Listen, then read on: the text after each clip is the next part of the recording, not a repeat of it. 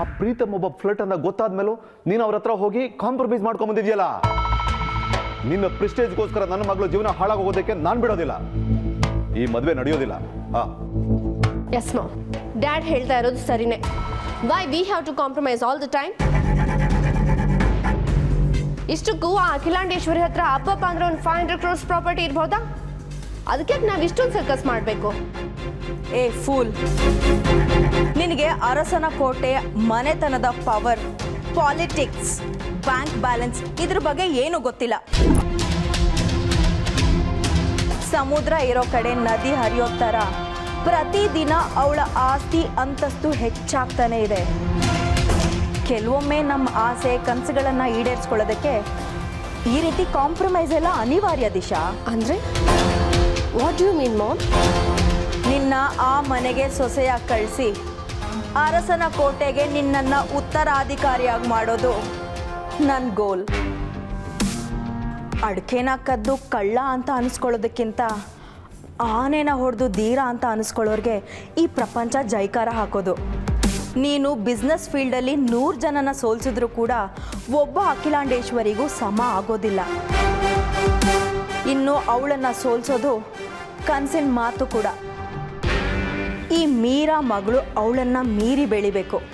ಅದಕ್ಕೆ ಈ ಸಂಬಂಧ ಅನ್ನೋ ಬ್ರಹ್ಮಾಸ್ತ್ರ ಇಟ್ಕೊಂಡು ಆಟ ಆಡ್ತಾ ಇದ್ದೀನಿ. ನನ್ನ ಮಗಳು ಜೀವನ ಚೆನ್ನಾಗಿರಲಿ ಅಂತಲೇ ನಾನು ಇಷ್ಟೆಲ್ಲ ಮಾಡ್ತಿರೋದು. ಬಿಲೀವ್ ಮೀ ದಿಶಾ, ಆ ಪ್ರೀತಮ್ನ ನಿನ್ನ ತಾಳಕ್ಕೆ ಕುಣಿಯಂಗೆ ಮಾಡೋದು ಚಿಟ್ಟಿಕೆ ಹೊಡೆದಷ್ಟೇ ಸುಲಭ. ಈ ಸೌಂದರ್ಯಕ್ಕೆ ಸರಸಕ್ಕೆ ಸೋಲ್ದೇ ಇರೋ ಗಂಡಸೇ ಇಲ್ಲ. ಮೊದಲು ಮದುವೆ ಒಂದಾಗಲಿ, ಆಮೇಲೆ 4 ಗೋಡೆ ಮಧ್ಯದಲ್ಲಿ ಅವನನ್ನು ಹೇಗೆ ಬೇಕೋ ಹಾಗೆ ಬದಲಾಯಿಸ್ಕೋಬೋದು. ನಿನಗೆ ಬ್ಯೂಟಿ, ಇಂಟೆಲಿಜೆನ್ಸ್ ಎಲ್ಲ ಇದೆ. ಮೊದಲು ಆ ಪ್ರೀತಮ್ ಬಗ್ಗೆ ಇರೋ ನೆಗೆಟಿವ್ ಥಾಟ್ಸನ್ನು ನಿನ್ನ ತಲೆಯಿಂದ ಹೊರಗಾಕು. ಆಮೇಲೆ ರಾಣಿ, ಮಹಾರಾಣಿ ಥರ ನೀನು ಬದುಕ್ಬೋದು. ಮಾಮ್, ನಿನ್ನ ಮಾತು ಕೇಳಿದ ಮೇಲೆ ನನಗೂ ಈ ಚಾಲೆಂಜ್ ತಗೋಬೇಕು ಅನ್ನಿಸ್ತಾ ಇದೆ. ನೋಡ್ತಾ ಇರು, ನಾಳೆಯಿಂದ ಆ ಪ್ರೀತಿನ ಹೇಗೆ ಹೊಲಿಸ್ಕೋತೀನಿ ಅಂತ. ಇನ್ನು ಮುಂದೆ ಅರಸನ ಕೋಟೆಯಲ್ಲಿ ನಂದೇ ರಾಜ್ಯಭಾರ. ಸದ್ಯ ನಿಂಗೆ ಇವಾಗಲಾದರೂ ಬುದ್ಧಿ ಬಂತಲ್ಲ, ಅಷ್ಟು ಸಾಕು.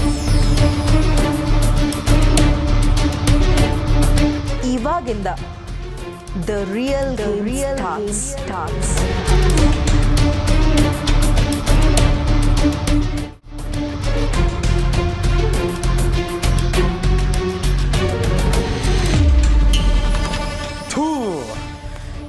ಡುಬಾಕ್ರ ನೀನು ಯಾವ ಹೊಸ ಸ್ಕೆಚ್ ಹಾಕಿದಾಳೋ, ಇದು ಹೂ ಅಲ್ಲ ಹಾವು.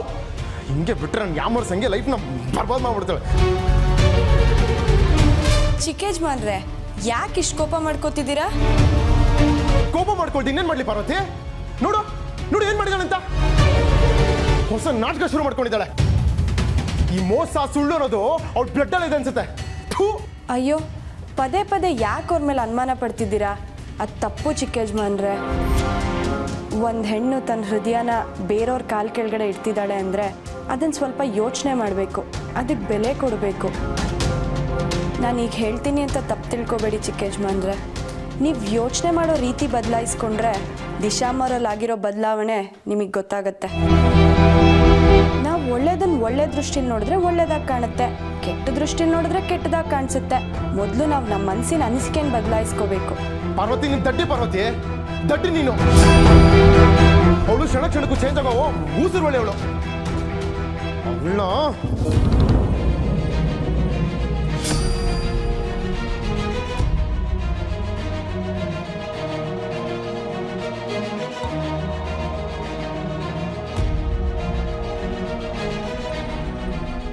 ಅಯ್ಯೋ ಚಿಕ್ಕ ಯಜಮಾನ್ರೆ, ನಿಮ್ಗೆಲ್ಲ ಅವಳು ಕೊಟ್ಟರೆ ಹೂ ಮಾತ್ರ ಕಾಣಿಸ್ತಾ ಇದೆ, ಆದ್ರೆ ಹೂವಿನಿಂದ ಮುಳ್ಳು ಕಾಣಿಸ್ತಾ ಇಲ್ಲ.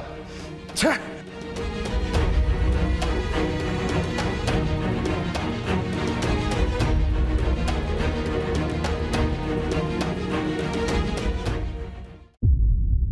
ಚಿಕ್ಕಮ್ಮ ಚಿಕ್ಕಮ್ಮ ಯಾಕೋ ಪ್ರೀತು, ಯಾವಾಗಲೂ ಟೆನ್ಷನಲ್ಲೇ ಇರ್ತೀಯಾ? ಟೆನ್ಷನ್ ಆಗ್ತೀನಿ, ಏನಾಗುತ್ತೆ?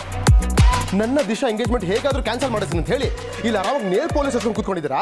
ಅಯ್ಯೋ ಅಯ್ಯೋ ಲೋ, ಮತ್ತೆ ರೋಡಲ್ಲಿ ಹೋಗಿ ಲಬ ಲಬ ಅಂತ ಬಾಯ್ ಬಿಡ್ಕೊಂಡು ಊರವ್ರಿಗೆಲ್ಲ ಹೇಳ್ಬಿಡು. ಹೋಗೋ, ಮೊದಲು ಬಾಗ್ಲು ಹಾಕೊಂಡು ಬಾ, ಹೋಗೋ.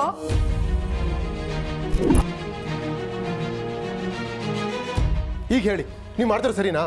ಲೋ ಪ್ರೀತು, ಈ ವಿಷಯದಲ್ಲಿ ನಾನು ನಿನಗೆ ಸಪೋರ್ಟ್ ಮಾಡ್ತಿದ್ದೀನಿ ಅಂತ ನಿಮ್ಮ ಅಮ್ಮನ ಗೊತ್ತಾದ್ರೆ ನನ್ನ ಸಿಗ್ದು ತೋರಣ ಕಟ್ಟಿಬಿಡ್ತಾರೆ. ಅಲ್ಲ ಕಣೋ, ಇಂಥ ವಿಷಯನ ಗುಟ್ಟಾಗಿ ನಿಧಾನಕ್ಕೆ ಮಾತಾಡಬೇಕು ಕಣೋ. ಈಗ ಹೇಳು, ಏನೋ ನಿನ್ನ ಪ್ರಾಬ್ಲಮ್ಮು? ಚಿಕ್ಕಮ್ಮ, ದಿಶಾ ಕಾಟ ನನಗೆ ದಿನದಿಂದ ದಿನಕ್ಕೆ ಜಾಸ್ತಿ ಆಗೋಗಿದೆ. ನಾನೇನೋ ರೋಮಿಯೋ, ಅವಳು ಜೂಲಿಯಟ್ ಅನ್ಕೊಂಡ್ಬಿಟ್ಟಿದ್ದಾಳೆ. ಅವಳು ಬೇತಾಳದ ಹಾಗೆ ಬೆನ್ನಿಂದಲೇ ಬಿದ್ದಿದ್ದಾಳೆ. ನಿನ್ನೆ ರಾತ್ರಿ ನನ್ನ ರೂಮ್ಗೆ ಬಂದು ರೋಸಲ್ಲಿ ಪ್ರೀತು ದಿಶಾ ಅಂತ ಬರೆದು ಹೋಗಿದ್ದಾಳೆ. ದಿನಕ್ಕೆ 10 ಸತಿ ಕಾಲ್ ಮಾಡ್ತಾಳೆ. ಅವಳು ಹೆಸರು ಹೇಳಿದ್ರೆ ಮೈ ಮುರಿದೋಗುತ್ತೆ ನನಗೆ. ಅಂಥದ್ರಲ್ಲಿ ಇದನ್ನೆಲ್ಲ ಹೇಗೆ ಸಹಿಸ್ಕೊಳ್ಳಿ ಹೇಳಿ? ಇನ್ನೊಂದು ಕಡೆ ನನ್ನ ಬ್ರೋ ನನ್ನ ಎಂಗೇಜ್ಮೆಂಟ್ನ ಅದ್ದೂರಿಯಾಗಿ ಮಾಡಬೇಕು ಅಂತ ರೆಡಿಯಾಗಿ ಕೂತ್ಕೊಂಡಿದ್ದಾನೆ. ನೀವು ಮಾತ್ರ ಇದಕ್ಕೆ ನಿಮಗೆ ಏನೂ ಸಂಬಂಧ ಇಲ್ಲ ಅನ್ನೋ ಥರ ಆರಾಮಾಗಿ ನೇಲ್ ಪೋಲಿಸ್ ಹಚ್ಕೊಂಡು ಕೂತ್ಕೊಂಡಿದ್ದೀರಾ. ನಂಗೆ ಟೆನ್ಷನ್ ಆಗ್ತಿದೆ ಚಿಕ್ಕಮ್ಮ. ಚೆ ಕೂಲ್ ಕೂಲ್ ಪ್ರೀತು, ನಿಮ್ಮ ಚಿಕ್ಕಮ್ಮ ನಿನ್ನ ಜೊತೆ ಇರುವಾಗ ನಿನಗೆ ಯಾಕೋ ಟೆನ್ಷನು? ಚಿಕ್ಕಮ್ಮ, ಇನ್ನ ನಿಧಾನ ಮಾಡಿದ್ರೆ ನನ್ನ ಮದುವೆನೇ ಆಗೋಗುತ್ತೆ. ಎಂಗೇಜ್ಮೆಂಟೇ ಆಗಲ್ಲ ಅಂದರೆ ಮದುವೆ ಹೆಂಗೋ ಆಗುತ್ತೆ? ನಿನ್ನ ಎಂಗೇಜ್ಮೆಂಟ್ನ ನಿಲ್ಸೋಕ್ಕೆ ನಿಮ್ಮ ಚಿಕ್ಕಮ್ಮ ಒಂದು ಮಾಸ್ಟರ್ ಪ್ಲ್ಯಾನ್ ಮಾಡಿದ್ದಾಳೆ. ನಿಜನಾ? ಏನು ಪ್ಲ್ಯಾನು? 1 ನಿಮಿಷ ಇರು, ಅಲ್ಲ 1 ಸೆಕೆಂಡ್ ಇರು. ನಿತ್ಯ, come on the stage.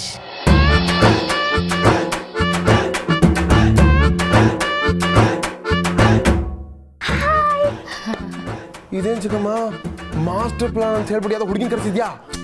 Master plan ಮಾಡೋ ಮೈಂಡು ನಂದಾದರೂ ಅದನ್ನು ಎಕ್ಸಿಕ್ಯೂಟಿವ್ ಮಾಡೋದು ಇವಳು ಕಣೋ. ಎಕ್ಸಿಕ್ಯೂಟಾ? ಅದೇ ಅದನ್ನ ಇವಳೇ ಮಾಡೋದು. ಚಿಕ್ಕಮ್ಮ, ನೀನು ಏನೇನು ಹೇಳ್ತಾ ಇದೆಯಾ? ಫಸ್ಟ್ ಹುಡುಗಿ ಯಾರು ಹೇಳು? ಅದೆಲ್ಲ ಆಮೇಲೆ ಹೇಳ್ತೀನಿ, ನೀನು ಫೋನ್ ಕೊಡು ಮೊದಲು. ಇದರಲ್ಲಿ ಇವತ್ತು ತೆಗಿಯೋ ಫೋಟೋದಿಂದ ನಿನ್ನ ನಿಶ್ಚಿತಾರ್ಥ ನಿಂತು ಹೋಗುತ್ತೆ. ಫೋಟೋಸಾ? ಏನು ಫೋಟೋಸ್? ಅಲ್ಲ, ಫಸ್ಟ್ ಹುಡುಗಿ ಯಾರು ಹೇಳಿ ಫಸ್ಟು? ಅದನ್ನ ನಾನು ಹೇಳ್ತೀನಿ. ನಾನು ಲವ್ವರು. ಯಾರು ಚಿಕ್ಕಮ್ಮ ಇದು? ಏನು ಮಾಡ್ತಿದ್ದಾರೆ? ಹೌದು ಪ್ರೀತು, ಅವಳು ಹೇಳ್ತಿರೋದೇ ಸತ್ಯ. ನೀವಿಬ್ರು ಲವ್ವರ್ಸು. 2 ವರ್ಷದಿಂದನೂ ಲವ್ ಮಾಡ್ತಾ ಇದ್ದೀರಾ, ಗೊತ್ತಾಯ್ತಾ?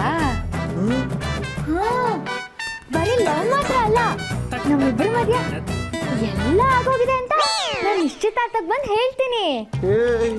ನೀನು ಹೇಳ್ಬಿಟ್ರೆ ನಂಬಿಡ್ತಾರಾ? ನಂಬ್ಲಿ ಅಂತಾನೆ ತಾನೆ ಈಗ ಎಲ್ಲರೂ ನಂಬೋ ಥರ ನಾನೀಗ ಫೋಟೋ ತೆಗಿಯೋದು. ಬಟ್ ಚಿಕ್ಕಮ್ಮ, ಇದು ಓಲ್ಡ್ ಐಡಿಯಾ ಅಲ್ವಾ? 1990 ಸಿನಿಮಾ ಕಾಲದ ಹೇಳ್ತಾ ಇದೆಯಾ ನೀನು? ಓಲ್ಡ್ ಈಸ್ ಗೋಲ್ಡ್ ಕಣೋ, 100% ವರ್ಕ್ ಆಗುತ್ತೆ. ಈಗ ಈ ಫೋಟೋ ನಿಮ್ಮಮ್ಮ ನೋಡಿದ್ರೆ ಹರಿದು ಬಿಸಾಕ್ತಾರೆ, ನಿಮ್ಮ ಅಣ್ಣ ನೋಡಿದ್ರೆ ಕೆನ್ನೆಗೆ 4 ತಡ್ತಾರೆ.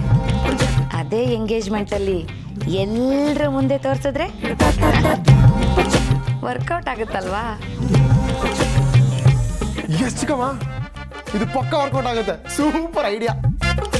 ನಾನು ನಿಶ್ಚಿತಾರ್ಥ ಆಗೋ ತನಕ ಮಾತ್ರ ಆಕ್ಟ್ ಮಾಡ್ತೀನಿ. ಅದಾದ್ಮೇಲೆ ಆಕ್ಟ್ ಮಾಡ್ಬೇಕಂದ್ರೆ ಡಬಲ್ ಪೇಮೆಂಟ್ ಕೊಡ್ಬೇಕು. ಓಕೆ ಅಲ್ವಾ? ಅಮ್ಮಯ್ಯ, ಮೊದಲು ಫೋಟೋಗೆ ಪೋಸ್ ಕೊಡು, ಆಮೇಲೆ ನಿನ್ನ ಪೇಮೆಂಟ್ನ ನಾನು ಡಿಸೈಡ್ ಮಾಡ್ತೀನಿ. ಈಗ ನೋಡಿ ನನ್ನ ಟ್ಯಾಲೆಂಟು.